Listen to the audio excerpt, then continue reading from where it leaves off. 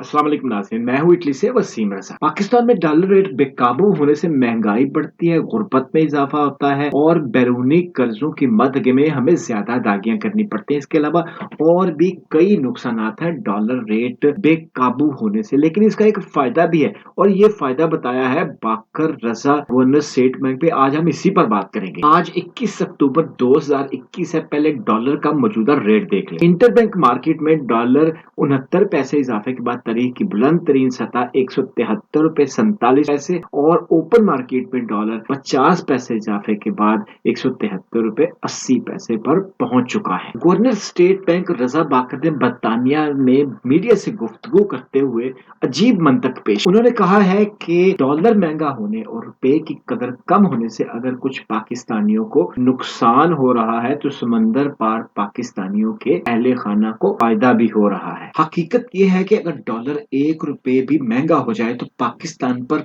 कर्जों में कई हजार अरब रुपए का इजाफा हो जाता है और अशिया महंगी हो जाती है।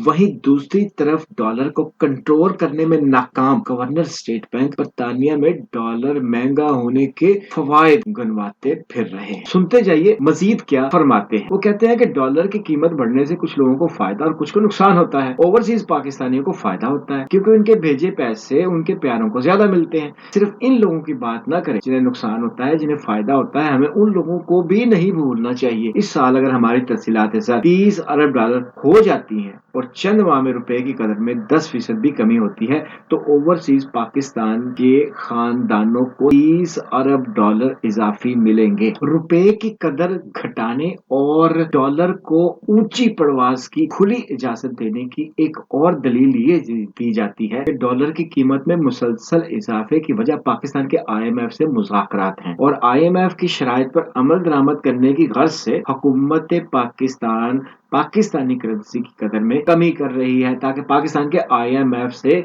मुज़ाकरात कामयाबी से इख्तिताम पसीर हो सके। लेकिन इस दलील को मुस्तरद करने वालों का कहना है कि मुज़ाकरात पहले ही बहुत अच्छे तरीके से आगे बढ़ रहे हैं।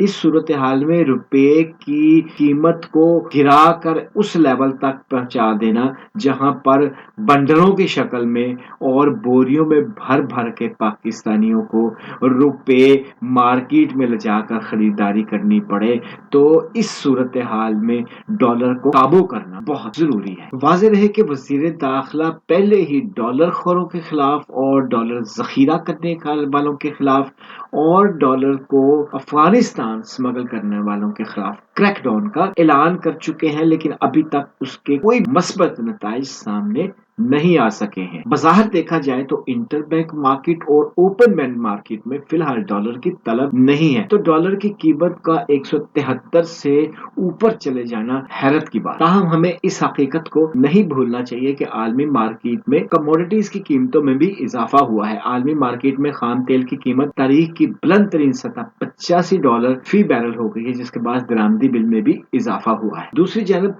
रवा माली साल की पहली तिमाही जुलाई से सितंबर के दौरान करंट अकाउंट खसारा 30 अरब 40 करोड़ डॉलर की सतह पर पहुंच गया है, जो गुज़श्ता साल इस अरसे के दौरान 8 करोड़ 65 लाख सरप्लस। सोने की बात करें तो पाकिस्तान और आलमी मार्केट में सोने की कीमत में एक बार फिर गैर मामूली इजाफा हुआ है। सोना तकरीबन 14 माह बाद 1,22,000 रुपए फी तोला की सतह को भी अबूर कर चुका है। पाकिस्तान में माजी की हुकूमतें डॉलर को मसनूई तौर पर कंट्रोल करती रही हैं, लेकिन इस वक्त डॉलर को लगाम डालना अज हद जरूरी हो चुका है। अगरचे डॉलर को मसनूई तौर पर कंट्रोल करना नहीं चाहिए, लेकिन इस वक्त जो पाकिस्तान में महंगाई की सूरत हाल है उस एतबार से डॉलर को कंट्रोल करना और रुपए की गिरती हुई कदर को संभाला देना जरूरी है। IMF की मुलाजमत के दौरान बाकर रजा रोमानिया बल्गारिया समेत जिस भी मुल्क में तैनात रहे वहां पर